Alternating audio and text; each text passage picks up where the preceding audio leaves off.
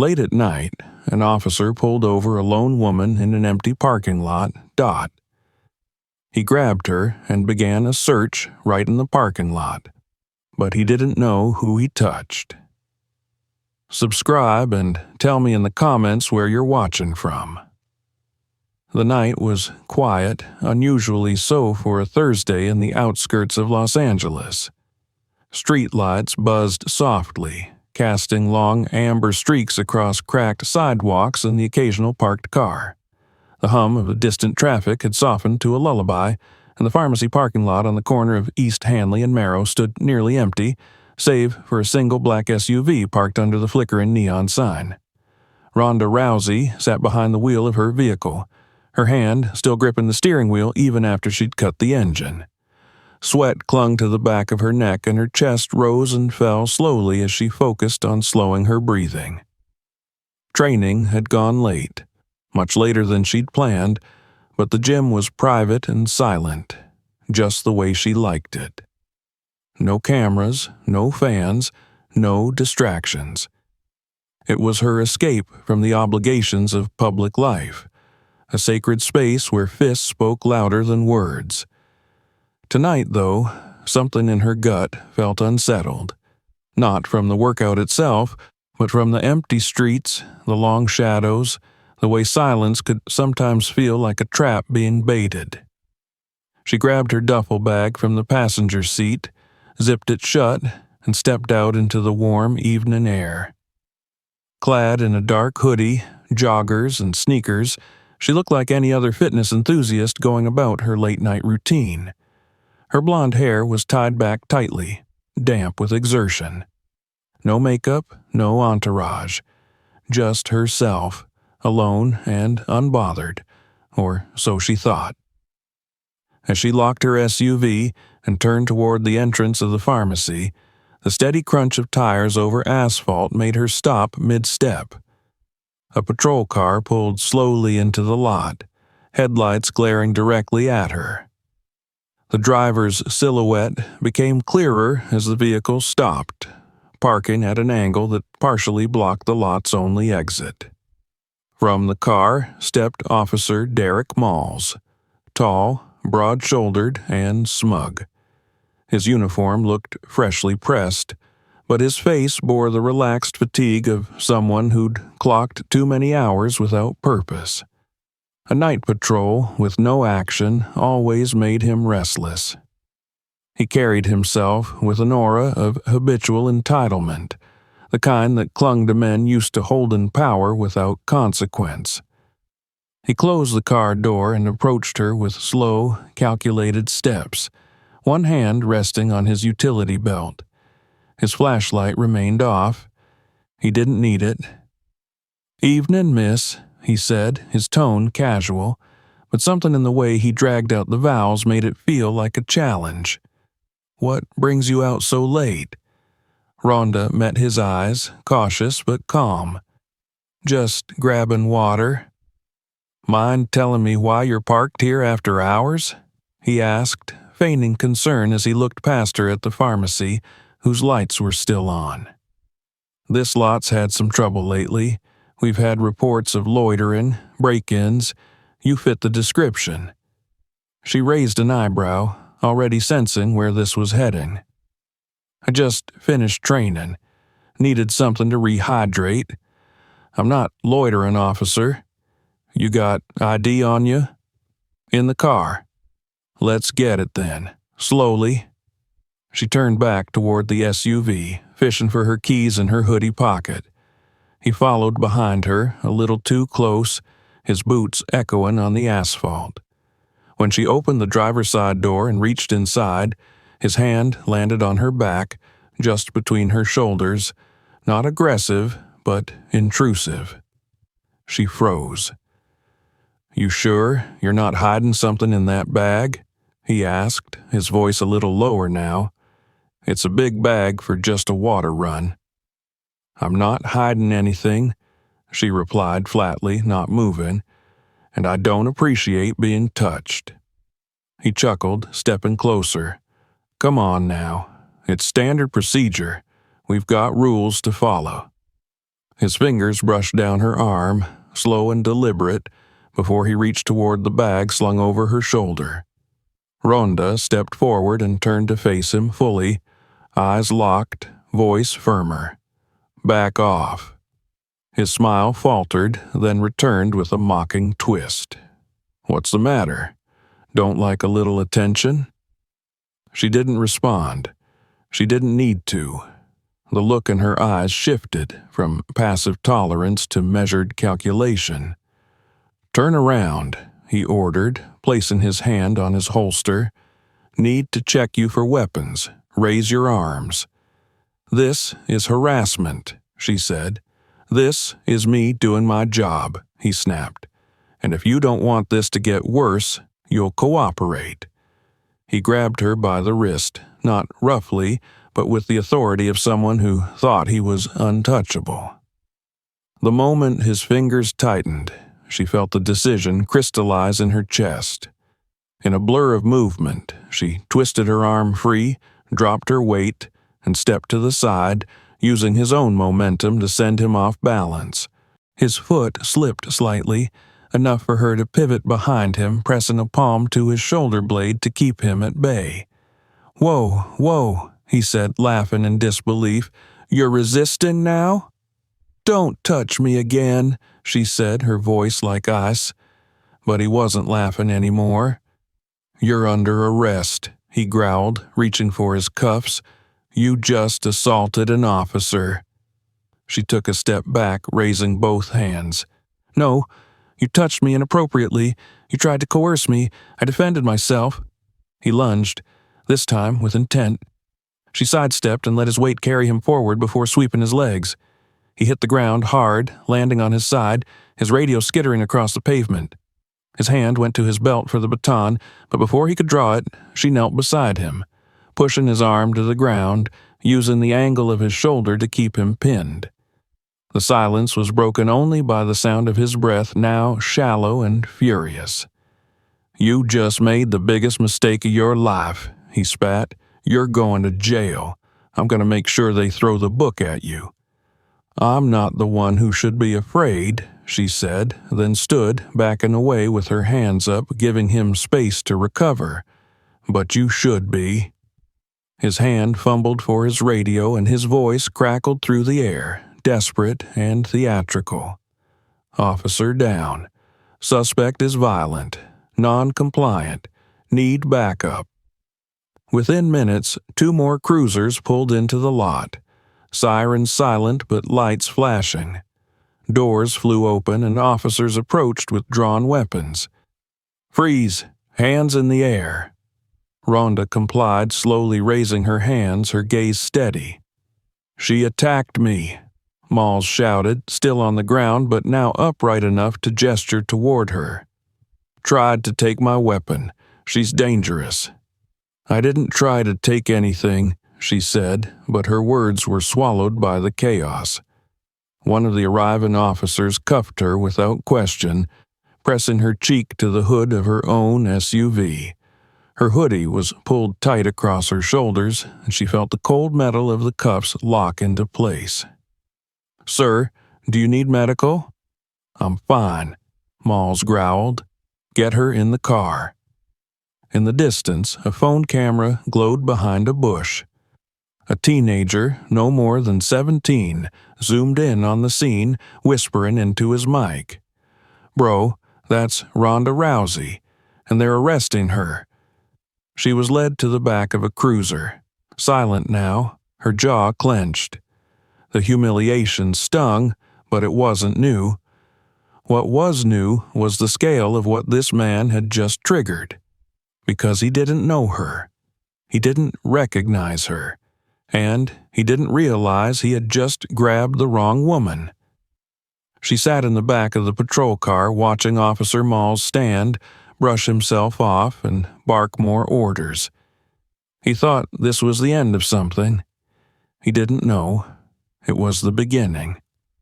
The hum of the cruiser's engine was constant, a dull background vibration that did nothing to calm Ronda's mind as she sat handcuffed in the back seat. The padded plastic was sticky against her skin, and though her wrists no longer stung, the memory of Officer Mall's hand on her body burned far hotter. Her jaw was tight, shoulders squared. She didn't squirm, didn't protest, didn't beg. She just waited. She had learned long ago that silence could be sharper than fury, and far more enduring. Outside, the parking lot was now a theater of activity.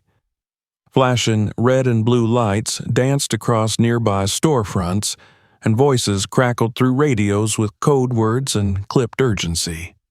Officer Malls stood at the center of it all, wrapping his arm in a makeshift sling, half for dramatics, half for pain. His story spilled easily, rehearsed, exaggerated. A violent woman attacked him, tried to wrestle his baton away. Aggressive, erratic behavior. He was a victim of an unprovoked assault. She snapped, he said to the younger officer, jotting notes on a clipboard. Didn't even see it coming. 1 second she's compliant, next she's throwing elbows like some street fighter. He left out the groping. He left out the threats. He certainly left out the moment he offered to let her go if she'd smile and play nice. But the narrative sounded good enough, and in the eyes of the responding officers, Malls had a uniform and a badge. She was just a suspect. As the cruiser pulled away from the pharmacy lot, Ronda turned her head to watch the scene disappear behind her. A flicker of motion caught her eye. A glowing screen. Someone had been filming. A teenager, hunched behind a dumpster, phone clutched tight, eyes wide. He hadn't moved, he hadn't shouted or interfered, but he had captured something. It was a fragile glimmer of hope, one she tucked away deep in the back of her mind. The ride to the station was brief but heavy. Neither officer in the front spoke to her.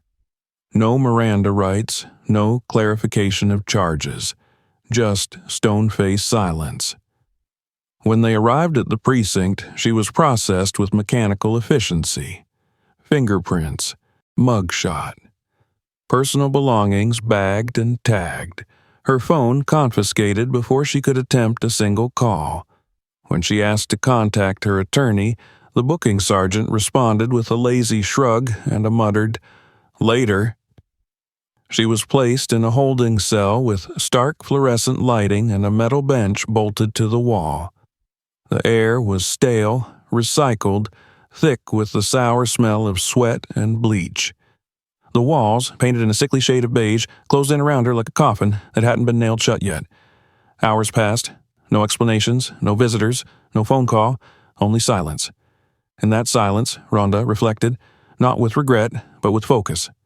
Every moment played back in her mind with surgical precision. Every word he said, every place he touched, every calculated glance. She wasn't confused. She wasn't rattled. She was angry. But more than that, she was ready. Officer Malls had made one critical mistake. He assumed power meant protection. He assumed silence would follow shame. He assumed she'd break. But Ronda Rousey didn't break. She trained to endure. She trained to outlast. And if necessary, she trained to make sure those who abused power never forgot the consequences. It was well past dawn when she was finally brought into an interview room. A single table, 2 chairs, and a camera mounted in the corner blinking red. The detective who entered looked tired, his collar stained with coffee and stress. He sat across from her and opened a manila folder with deliberate calm. "You know why you're here? I defended myself from a predator in uniform." The detective didn't look up. "That's not what the report says." "I don't care what the report says. He touched me, threatened me, suggested I cooperate in exchange for leniency." He sighed, scratching something onto a pad. "Look, we don't have time for theatrics. You're being charged with assault on a police officer, resisting arrest, and attempted disarmament. That's a minimum of 3 felony charges." And none of those charges address what he did. He flipped through a few pages, then leaned forward. I'm going to give you an opportunity here. You can agree to plead to a lesser charge, battery, maybe. Walk with probation. No jail time. Or we can go to court and see how well a jury takes to someone with your history putting a cop in a sling. Rhonda tilted her head. You really don't know who I am, do you? I know your name, he said, finally glancing at the folder. Ronda Jean Rousey, mixed martial arts, some movies. That doesn't mean you're above the law.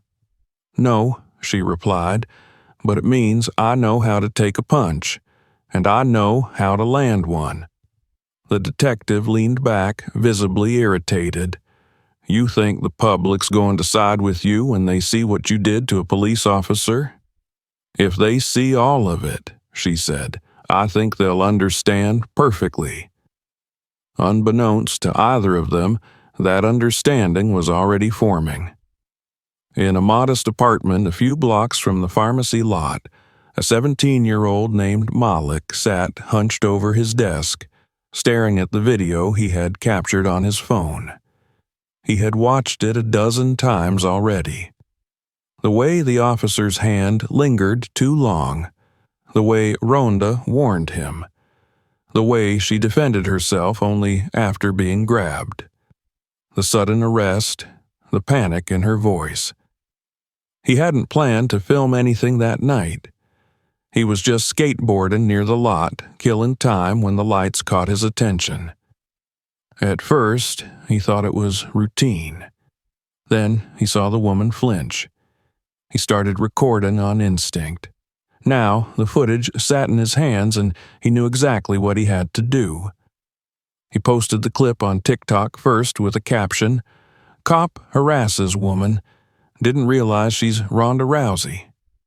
Within 15 minutes, the video had over 2,000 views, then 5, then 20, then the comment section exploded. Wait, that's her? She handled that like a queen.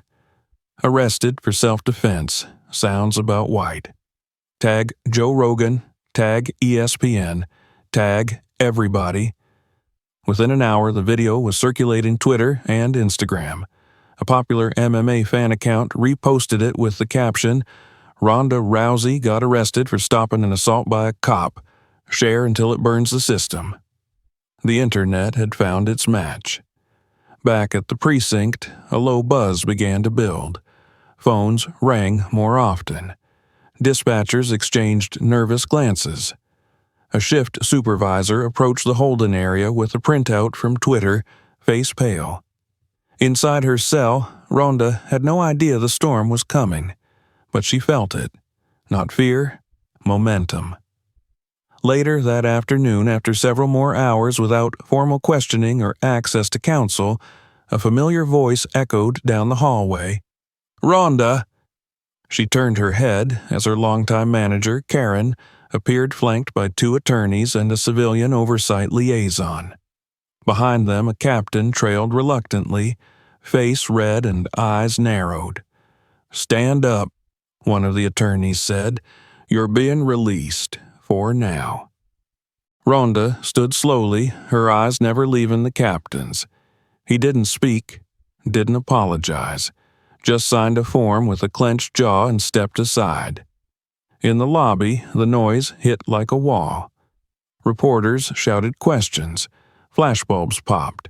Cameramen jostled for space. She paused only briefly, standing beneath the precinct's shield emblem. I didn't resist, she said clearly. I didn't attack. I defended myself from a man who used his badge to violate my body, and I'm not going to stop until people like him are held accountable. The moment was recorded.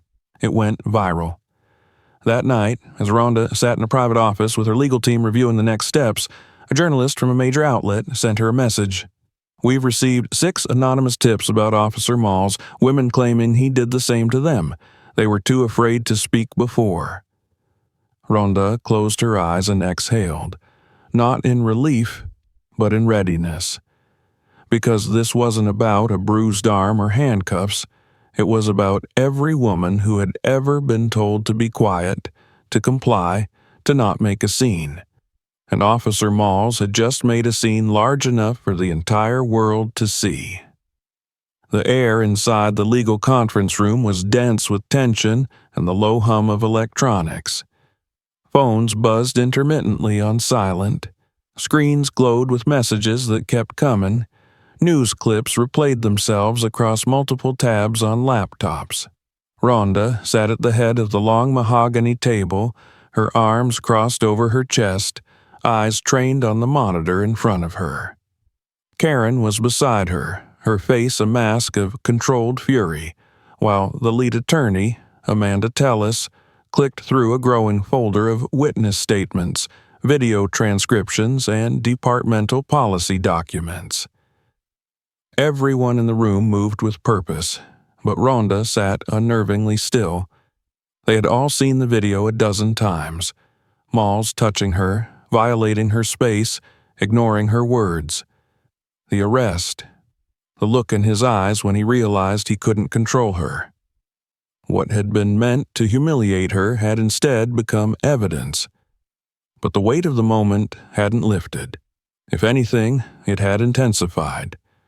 There were no apologies from the department. No retraction of the charges. No internal investigation, at least not one anyone admitted existed. The official line remained unchanged. Ronda Rousey had assaulted a police officer and resisted arrest. The department would review all evidence, but for now she was out on bail and under formal accusation. A felony. 3, actually. Her trial date was pending. It should have broken her. It would have broken most. Instead, Rhonda's resolve solidified. She had been through worse, though never like this, not in a context so poisoned with power and ego. She had fought in cages, in rings, on movie sets, through media storms and private heartbreaks. But this wasn't just about her anymore. It was about the system, about what happened in silence, about what happened in shadows. Amanda clicked the next file open and turned the monitor toward Rhonda. It was an anonymous tip, another woman. No name, no date, just a description. Officer M touched me during a stop, said if I told anyone he'd say I attacked him. I was 16. I kept quiet. I thought it was just me. Rhonda's stomach turned, not from surprise, from confirmation. The sickness of knowing it wasn't an isolated incident, of knowing how many had carried the shame without a platform, without proof, without the right to be believed, and how many others like Malls wore uniforms and smirks and authority, and left a trail of silent scars. By evening, the story had outgrown its original container. It wasn't just about Rhonda anymore. The video had sparked a national conversation. Hashtags evolved, from #FreeRhonda to #SheFoughtBack to #CuffTheCop, and more recently, #NoBadge4Predators. Celebrities spoke out. Female athletes, actors, journalists, even former officers. Talk show panels debated the broader implications. News anchors used words like systemic failure, culture of impunity, and misogynistic policing. But the silence inside the department persisted. It was the next morning when Rhonda received a call from a blocked number. She almost didn't answer, but something in her told her to pick up. "Miss Rousey," the voice on the other end said, low and calm. "I used to work internal. I can't say more over the phone, but you're not wrong. He's done this before, more than once. The records, some are buried, but they exist." Before she could speak, the call disconnected. Amanda traced the call's origin to a scrambled node, untraceable. Whoever it was, they knew how to protect themselves, which meant they'd seen firsthand what happened to people who didn't. That same day, a reporter from the Herald Tribune reached out to Amanda. Her name was Selena Page. 10 years of investigative journalism, a specialty in misconduct and government corruption. She had sources, and she'd been chasing Officer Derek Malls for over 2 years. "I was told to drop the story," Selena said in their meeting later that afternoon, seated across from Ronda in a quiet private cafe just off Sunset. "By my editor, my managing director, said it was not actionable, not in the public interest, too speculative. But I knew. I had testimonies, I had fragments, but what I didn't have was a face, a voice the public would rally behind. Then they arrested you." She reached into her bag and pulled out a thin manila folder. Inside were copies of complaints, handwritten notes from women who had submitted formal grievances to the precinct. Several had been retracted. One was missing entirely from the public complaint log. The language was eerily similar. "Officer touched me inappropriately during pat-down. Made suggestive comments. Threatened to charge me if I didn't comply. Some were as old as 7 years. One involved a minor. None had resulted in disciplinary action." "They're calling it inconclusive," Selena continued, "but I know what that means. It means they look the other way. Or worse, they helped cover it." Rhonda's fingers brushed lightly across the pages, careful not to smudge the ink. "Why come forward now?" "Because you won't stay silent," the journalist said, "and that makes it safe for others not to." By the end of the week, 5 women had stepped forward publicly. 3 used their real names. 2 spoke through attorneys. Their stories echoed with terrifying similarity.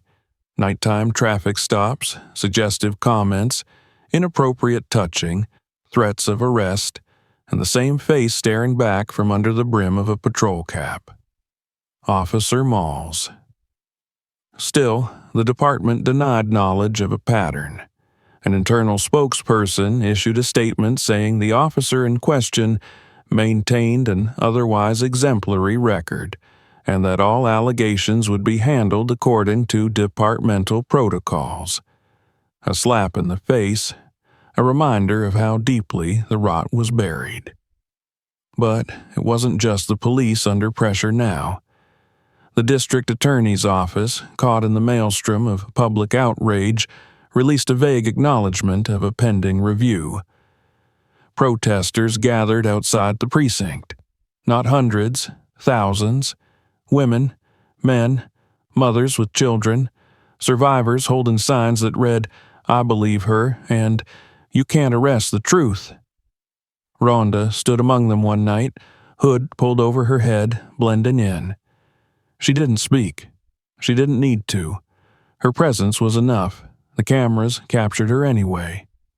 That same evening, someone painted over the wall outside the precinct, "No badge above consent," in red. By now, Rhonda's legal team had drafted a formal countersuit against Officer Malls and the department for false arrest, excessive force, sexual harassment, and violation of civil rights. But more than compensation, she wanted exposure. She wanted the public to see what had been hidden for so long. And then the tipping point came. Malik, the teenager who had filmed the original video, had been quiet. He'd stayed out of the spotlight, overwhelmed by the attention his clip had generated. But after days of silence, he requested to speak. He appeared on a major news show with his mother by his side, nervous, trembling, but resolute. "I wasn't supposed to be there," he said, "but I saw it." He touched her. She told him to stop. Then he grabbed her. She didn't attack. She defended herself. He was the one that went too far. And I knew if I didn't share it, no one would believe her. His voice cracked on the last words. His mother held his hand. The room was silent. The clip went viral again. Hashtags surged. Politicians weighed in. Federal civil rights advocates called for an independent investigation. And finally, The pressure broke through. Officer Malls was placed on administrative leave pending a formal review. A meaningless phrase, but a crack in the wall nonetheless. For Ronda, it wasn't enough. She held a press conference the next day, surrounded by her team and several of the women who had come forward. "This isn't about me," she said into the sea of microphones. "This is about a system that grooms predators in uniform and punishes the people who fight back. They thought arresting me would silence me. They were wrong, and they're going to learn what happens when they try to bury the truth under a badge." She left the stage to thunderous applause, and somewhere, behind locked office doors and shuttered windows, men in suits and uniforms realized the same thing Officer Malls had learned too late. They had picked the wrong woman to touch. And now, there would be no more silence. The sun rose over Los Angeles like a blade being drawn slowly across the skyline, slicing the night into ribbons of fire and smoke. From the roof of the downtown hotel where Ronda had been staying under the advice of her legal team, she could see the distant shimmer of morning light bleeding through a haze of pollution and tension. Below her, the city was waking into a frenzy. News vans clogged intersections, protest banners hung over overpasses, and clusters of civilians were already gathering in front of the Santa Monica Police Department, their chants growing louder each day.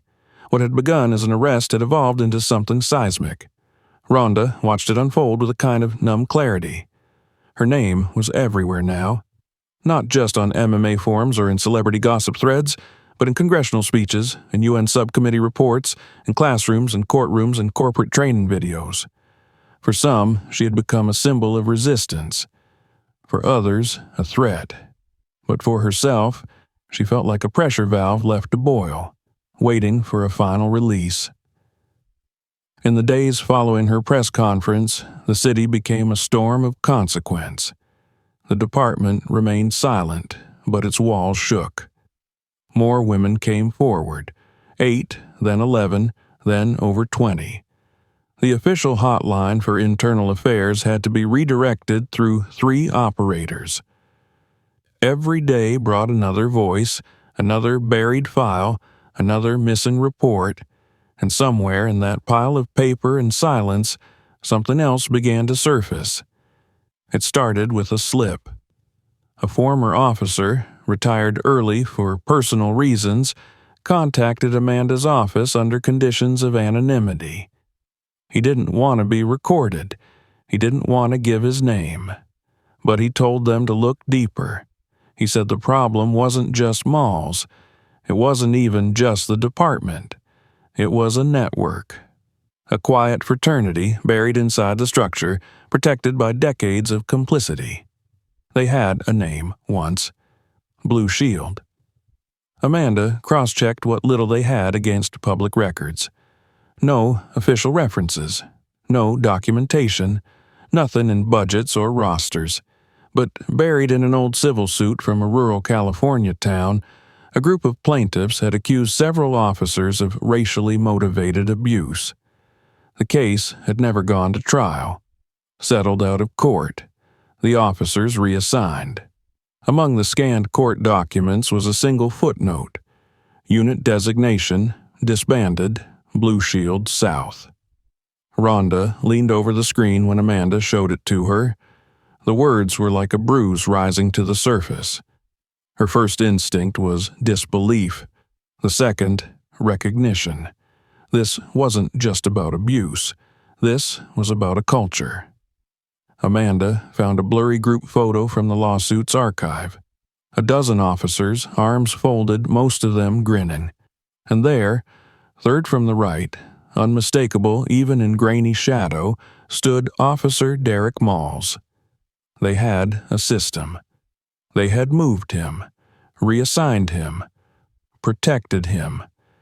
And it wasn't over. That afternoon, a team of volunteers under Amanda's supervision began combing through personnel transfers from the counties listed in the original case. Patterns began to emerge, officers who shared precincts, overlapping traffic stop data, redacted memos, disciplinary complaints that vanished between jurisdictions. The deeper they looked, the more the pieces aligned like puzzle fragments held together by omission. At the same time, Selena Page published the first part of her long-delayed exposé. She called it "The Shield That Silences." The article traced decades of misconduct tied to a hidden structure within California's law enforcement apparatus. She detailed instances of false charges, sexual misconduct, and intimidation tactics designed to keep victims quiet. It was meticulous, journalistic war. She quoted anonymous sources, filed FOIA requests, and traced sealed settlements. It was damning, and it was just the beginning. The public reaction was instant and violent. City officials scrambled. The mayor issued a brief statement calling for calm. Civil rights leaders held vigils outside the courthouse. But the online world didn't wait for permission. Social media erupted. Hashtags multiplied. TikTok became a cascade of survivor testimonials. Anonymous videos, face-blurred and voice-modulated, began to fill feeds. He touched me. He threatened me. They told me to stay quiet. And somewhere within that chaos, Malls vanished. He failed to report to his scheduled check-ins. His department-issued weapon was missing. His house was found empty, furniture overturned, surveillance hard drives gone. No forwarding address. No communication. His legal team issued a vague statement about voluntary isolation, but no one believed them. Not anymore. Amanda feared he would run. Ronda disagreed. "He's not running," she said. "He's hiding. That's different." Selena received a package the next day. No return address. Inside was a flash drive labeled BSS 2015 Archive. It contained internal emails, rosters, and, most disturbingly, video. Body cam footage never released. Recordings of trainings where officers joked about manipulating suspects, using force in areas without cameras, planting doubt into female victims' statements. In one clip, Malls was present, laughing. In another, he instructed a rookie officer on how to assert dominance during frisking. It was a blueprint for systemic abuse. Selena contacted Amanda immediately. They made copies. Ronda watched every frame without blinking. Her knuckles turned white as the laughter echoed through the speakers. "We need to release this," she said, voice like steel. Amanda hesitated. "It's sensitive. If this goes out unredacted, it could tank the whole legal process." "It's not about the process," Ronda said.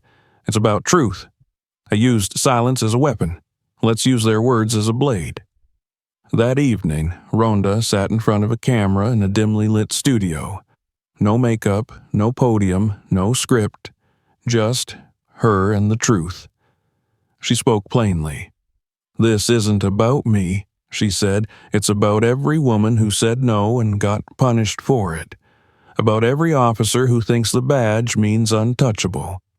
It's about systems that protect predators and punish survivors. I'm not here to be your hero.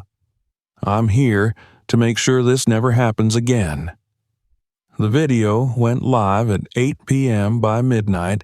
It had 10 million views. The next morning, the Santa Monica Police Department was locked down. Protesters surrounded the perimeter. A whistleblower leaked an email exchange between upper-level officials discussing how best to contain the fallout. Contain. Not investigate. Not address. Contain. And then came the bombshell. An internal affairs officer named Julianne Shaw held a press conference outside her department. With shaken hands and watery eyes, she confirmed what Selena and Amanda had uncovered. "There is a pattern of intentional suppression of misconduct within our department," she said. "Files have been deleted, officers reassigned, Victims intimidated, I can no longer remain silent. Behind her, a banner hung from the steps. Protect the public, not the badge. Ronda watched it live on a screen in her hotel room. The city outside was a furnace now, and she felt the heat in her veins. But the heat wasn't fear. It was momentum. That night, a knock came at her door. When she opened it, a young woman in plain clothes stood there holding an envelope. No badge, no introduction. She handed Ronda the envelope and disappeared down the hallway before a single question could be asked. Inside was a single photo, Malls, in a dimly lit room, seated across from another man, face turned away. A timestamp, last week, a handwritten note beneath. Still working with the others, still moving, he's not done. Ronda folded the photo slowly. They're still protecting each other, she said aloud. Amanda looked at her from the couch. Then we exposed them all. The fire had already started, and it wasn't going out. The photo still lay on the table when the morning light broke through the hotel room window, casting thin golden lines across its surface. Malls sat captured in static grain, frozen mid-conversation with a man whose face remained turned from the camera's view. The timestamp was unmistakable. He hadn't run. He hadn't disappeared. He had simply retreated deeper into the same web that had protected him for years. The network was not a memory. It was alive, watching, adapting, hiding in plain sight. Ronda stared at the image for the third time that morning. She had hardly slept, her thoughts churning through the night in sync with the flashing red notifications pouring into her phone. Messages from survivors, reporters, allies, strangers. Some were angry, some grateful, some terrified. But all of them were awake now. That was the shift. That was the line that had been crossed. The country was no longer asking whether abuse had occurred. They were asking how many had helped cover it up. Amanda entered the room, her blazer already creased from the early hours of movement, her laptop under her arm and eyes burning with caffeine-fueled resolve. She said nothing at first, just dropped a printout onto the table next to the photo. A screenshot. An anonymous email routed through encrypted servers, its subject line stark. City Hall has files. Blue Shield buried them here. They're panicking, Amanda said, sliding into the chair across from her. They're wiping clean everything they can reach, but they're sloppy now, and someone inside wants it to stop. Ronda picked up the page and read the text again. It was sparse, but precise. Mentions of names she recognized. Not just Malls, but officers she had never met. People who had moved departments, counties, even entire states to avoid scrutiny. Several were listed as consultants. One, shockingly, was training cadets at a private academy. And another, Ethan Briggs, had been flagged in an early internal review, then quietly promoted to a senior field position in Los Angeles just a year ago. Her pulse rose. Briggs, she said slowly. That was the man in the photo. Amanda nodded. We pulled his file this morning. Records are clean, but too clean. Sanitized. Nothing older than 5 years. That's not standard. Someone purged it. Ronda exhaled through her nose. The pieces were shifting, reconfiguring. Malls hadn't been working alone. He never was. He was a front man, a symptom. The disease had always run deeper. Blue Shield wasn't dismantled, it had just changed uniforms. The decision came swiftly. Amanda initiated contact with the Federal Task Force liaison who had reached out after Selena's article detonated. Within hours, Ronda and her team were escorted to a secure federal office downtown. It was the first time she saw the sheer scale of the investigation unfolding beyond her own case.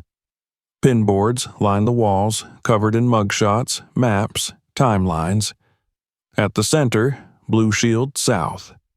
Malls' face marked in red, and beside him, newly added, Ethan Briggs. The lead federal agent, Marcus Trell, greeted them without preamble. He was lean, quiet, but his presence filled the room with gravity.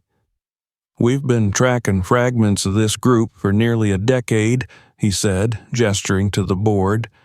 "They were supposed to be disbanded after Internal Affairs flagged them in 15, but the disbanding was a formality. They scattered, some retired, others changed badges, some went private, but the structure remained intact, networked, purposeful." He clicked a remote, and a surveillance photo appeared on the monitor. Briggs entering a restricted archive building under a false name 3 days ago, a city records facility. "He's tying up loose ends," Trell said, "which means we're close." Rhonda folded her arms.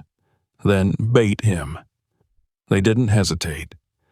That afternoon, Amanda crafted a decoy email routed through a known intermediary channel used by former officers. It referenced potential leaks, backup drives, and whistleblowers. They knew it would be intercepted. That was the point. Briggs took the bait. 2 hours later, security footage caught him entering the City Hall basement archives, dressed in maintenance coveralls, a fake badge clipped to his pocket. He stayed inside for 28 minutes. When federal agents moved in, he was gone, but he had left something behind. On a steel folding chair in the empty records room was a photo. Rhonda, Amanda, Selena. Each of their faces had been marked with a red slash. It wasn't just a cover-up anymore. It was a hunt. That night, security around Rhonda's hotel increased threefold. Her assistant, Karen, was relocated to a secure address. But the feeling of exposure, of being tracked, never left. Every knock at the door, every glance from across the street. The paranoia wasn't unwarranted because they were being watched. Just past midnight, a citywide alert went out. Unauthorized surveillance device found on a civilian vehicle. A GPS tracker. It had been wired to transmit data in real time. Its signal routed through multiple nodes before terminating at a local network registered to a dummy security firm. One tied to a former Blue Shield officer. Rhonda stood outside the lot where the device had been found, staring down at the blinking unit now deactivated in an evidence bag. She said nothing, but the message was clear. They weren't just watching her movements, they were planning something more. The next morning, a man stepped forward. His name was Officer Raymond Cho. He had served with Malls 5 years earlier and had left quietly after raising concerns to a superior that were ignored. Now, he wanted to speak, but not publicly. "I have a family," he told Rhonda and Amanda during their off-record meeting. "If they come after me, I won't see them again. But you need to know they kept backups. Malls, Briggs, a few others, flash drives, recordings, some from body cams that were never submitted. They laughed about it, like trophies." Joe handed them a small case. Inside was a flash drive with a single label, Doctrine. What played out on the screen was worse than they imagined. Training seminars recorded in private rooms. Officers discussing methods to avoid IA detection, protocols for manipulating body cam footage, psychological tactics for breaking down resistant detainees, scripts for press statements. A mock exercise in containing victims that included sexually explicit role play, laughter, and slurs. One clip showed Malls and Briggs watching dash cam footage of a female suspect being forced to the ground. They joked about her screams. Rhonda watched it all in silence. Her jaw locked, her hands folded tightly in her lap. She didn't speak until the video ended. "Release it," she said. Amanda hesitated. "If we do this without redactions, then they see exactly who we're dealing with." The footage went online that evening under the headline, "Inside the Blue Shield Doctrine, a Culture of Control." It spread faster than the first video ever had. News networks interrupted programming. Public figures issued statements. Federal prosecutors opened new investigations. And on the steps of City Hall, citizens gathered by the thousands. Ronda arrived in silence, stepping up to the microphone alone. The crowd waited. "They built a system to silence us," she said. "They trained each other to abuse, to manipulate, to destroy lives, not because they had to, but because they knew they could get away with it. I've fought in cages. I've taken punches that would stop a heart, but nothing hit harder than their silence." She paused, looked out over the crowd. Thousands of faces. Women, men, children, survivors. "I'm not afraid of their network. I'm not afraid of their threats. I'm afraid of what happens if we stop looking, if we go back to pretending this isn't the truth. But we won't. Not now. Not ever again." The crowd roared. The next day, the Department of Justice announced indictments against 23 officers tied to Blue Shield South. Charges included conspiracy, obstruction of justice, sexual misconduct under color of law, and destruction of evidence. Malls was still at large. Briggs, too, but they were no longer in control. One by one, the systems they relied on collapsed. Officers turned on each other. Files emerged from old safes. Witnesses came forward from retirement homes and shelters. The truth could no longer be hidden. And as Ronda stood on the balcony of the hotel that night, watching the city lights shimmer with electricity and change, she finally let herself exhale. She hadn't set out to start a revolution, but when it came for her, she had chosen to stand. And the silence that had once felt like a weapon was now broken beyond repair. If this story moved you, don't forget to subscribe for more. Watch the next video to see how the fight continues, and share this one with someone who needs to hear the truth.